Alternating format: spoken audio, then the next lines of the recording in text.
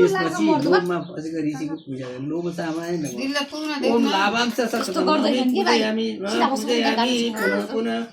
उता डाँडासिन गर्नुपर्छ नि फुलै छ त्यो भए फुल भएन र ल्याउनु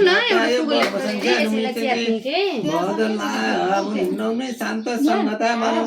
अश्वदासी शान्तम गति कालत्रय सदा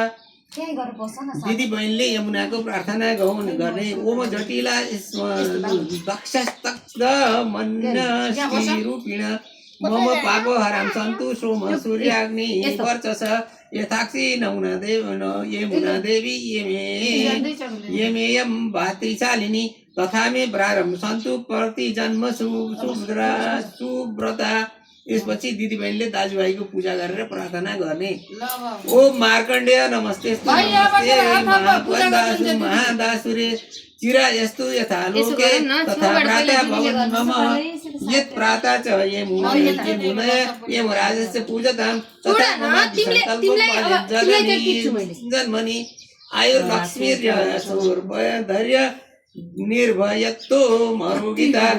वाक्य पटुत्वं मया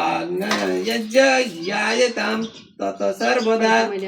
अब दाजुभाइले दिदी बहिनीको पूजा गर्ने भन्छ के अरे कहाँ पुग्न एकैचोटिमा कहाँ पुग्यो अब त मोबाइल राख्नु र